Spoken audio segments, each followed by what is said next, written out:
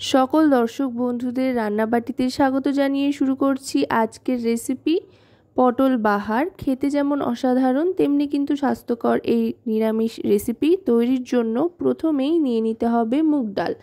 মুগ ডালটা খালি খোলায় ভেজে নিতে হবে। গ্যাসের ফ্লেমটা মিডিয়াম টু লোতে রেখে, যাতে মুগ ডালের লালচে রং না আসে অথচ মুগ ডাল থেকে খুব সুন্দর একটা ভাজা গন্ধ আসে, সেরকমভাবেই কিন্তু মুগ ডালটাকে ভেজে নিতে হবে। তাই অনবরত কিন্তু খুন্তি চালাতে থাকতে হবে মুগ ডালটা কড়াইতে দিয়ে। তারপর মুগ ডালটা ভাজা হয়ে গেলে জল দিয়ে একবার ভালো করে ধুয়ে নিয়ে তারপর আরও খানিকটা জল দিয়ে দিতে হবে মুগ ডাল সেদ্ধর জন্য। পরিমাণ মতো জল দিয়ে মুগ ডালটা সমস্তটা একধার করে নিলাম। এবার পটল বাহারের জন্য পটল তো লাগবেই, আর তার সাথে লাগবে আলু আর টমেটো। পটলটা মাঝ বরাবর কেটে নিয়েছি, আর খোসা যেভাবে সাধারণত ছাড়িয়ে থাকি পটলের খানিকটা রেখে সেভাবেই।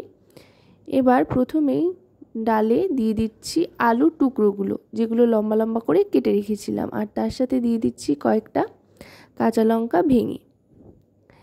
এবার ডালের ফেনাটা একটু কেটে ফেলে দিচ্ছি। ফেলে দিয়ে গ্যাসের ফ্লেমটা মিডিয়াম টু লোতে রেখেই ঢাকনা চাপা দিয়ে দিতে হবে আলুটা সেদ্ধ হওয়ার জন্য।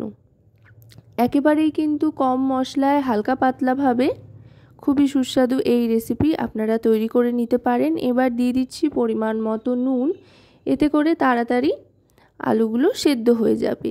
এবার ঢাকনা চাপা দিয়ে দিচ্ছি। মোটামুটি মিনিট 5 মতো অপেক্ষা করতে হবে। 5 মিনিট বাদে ঢাকনাটা সরিয়ে নিয়ে একবার দেখে নেব ডাল আর আলুটা কতদূর সেদ্ধ হয়েছে। আলুটা কিন্তু মোটামুটি সেদ্ধ হয়ে এসছে, ডালটাও 80% সেদ্ধ হয়ে এসছে। এবার দিয়ে দিচ্ছি এতে পটলের টুকরোগুলো, আর তার সাথে দিয়ে দিচ্ছি টমেটোটাও। এবার পটল আর টমেটো দিয়ে ভালো করে মিশিয়ে আবার ঢাকনা চাপা দিয়ে দিতে হবে পটলটা সেদ্ধর জন্য। এবার ঢাকনা চাপা দেব, আর একটু জল মিশিয়ে নিলাম এর সাথে, যেহেতু পটলটা অ্যাড করলাম সেই জন্য। আশা করব রেসিপিটি আপনাদের ভালো লাগবে। ভালো লাগলে অবশ্যই রান্নাবাটি চ্যানেলটিকে সাবস্ক্রাইব করে লাইক শেয়ার কমেন্টের মাধ্যমে আমাদের পাশে থাকবেন, আর পাশে থাকা বেল আইকনটি অন করে দেবেন সবার আগে সমস্ত রকম রান্নার নোটিফিকেশান পাওয়ার জন্য। আবার ঢাকনাটা সরিয়ে নিলাম। দেখুন আলু, পটল, টমেটো সমস্তটাই কিন্তু ডালের সাথে একেবারে পারফেক্টলি সেদ্ধ হয়ে গিয়েছে। দেখুন পটলগুলো একেবারে নরম হয়ে গিয়েছে। এবার এটা নাবিয়ে রাখবো কড়াইয়ের থেকে।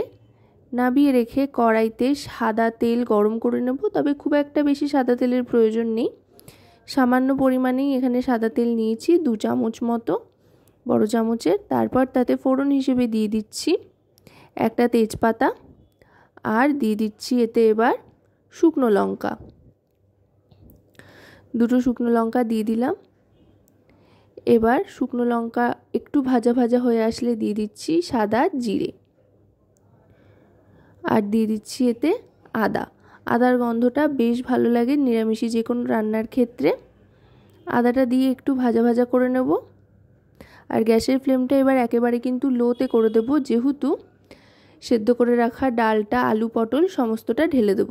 এই সময় অবশ্যই কিন্তু গ্যাসের ফ্লেমটা লোতে করে তারপরেই সমস্তটা ঢালবেন। যারা নতুন নতুন বানাচ্ছেন তারা একটু সাবধানতা অবলম্বন করবেন। এবার দিয়ে ভালো করে মিশিয়ে নিয়ে এতে দিয়ে দেব পরিমাণ মতো হলুদ।